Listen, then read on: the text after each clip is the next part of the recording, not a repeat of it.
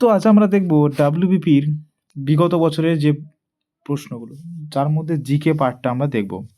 ডাব্লিউবিপির lady constable means 2024-এর প্রশ্নোত্তর দেখব GK পার্টটা। বায়ুমণ্ডলের সর্বনিম্ন স্তরটির নাম কি? বায়ুমণ্ডলের সর্বনিম্ন স্তরটির নাম হলো ট্রোপোস্ফিয়ার। মিজোরামের রাজধানীর নাম কি? মিজোরামের রাজধানীর নাম হলো আইজল। তারপর দূষিত পদার্থযুক্ত ধোঁয়া ফুসফুসে তথা দেহে প্রবেশ করলে কোন রোগ হয়? সঠিক উত্তর হবে বঙ্ক্রাইটিস।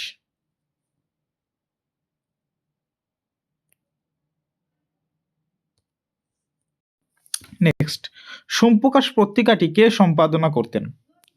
সঠিক উত্তর হবে ঈশ্বরচন্দ্র বিদ্যাসাগর। নবাব ওয়াজিদ আলী শাহ কোন স্থানের নবাব ছিলেন? আয়োধের। গীতগোবিন্দ কে রচনা করেন? জয়দেব। স্যার টমাস রো কোন মুঘল সম্রাটের আমলে ভারতে এসেছিলেন?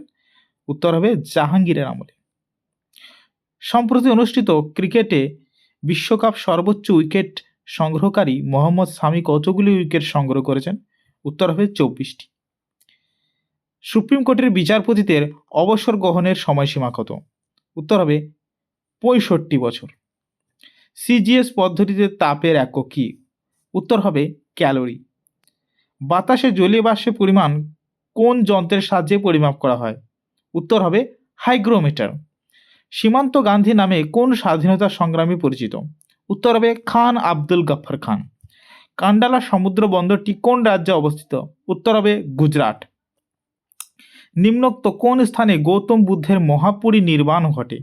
উত্তর হবে কুশীনগর। এনার্জি কারেন্সি বা কোষের শক্তি ঘর কাকে বলে? এটিপিকে। দুটি স্তূপ পর্বতের মধ্যবর্তী অংশকে কি বলে?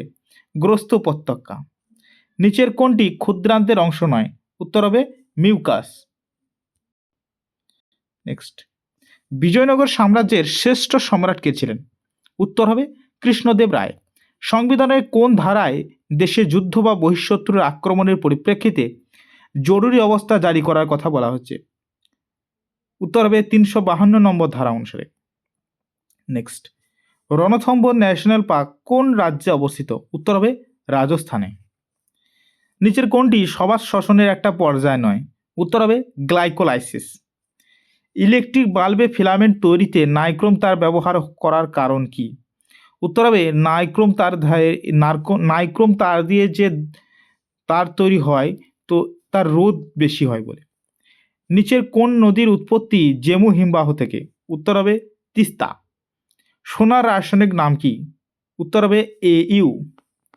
নেক্সট, কলোসিয়াম যদি রোম হয় তাহলে বেলেথন কি? উত্তর হবে প্যালেস্তাইন। তো এই ছিল আজকের জিকে প্রশ্নোত্তর।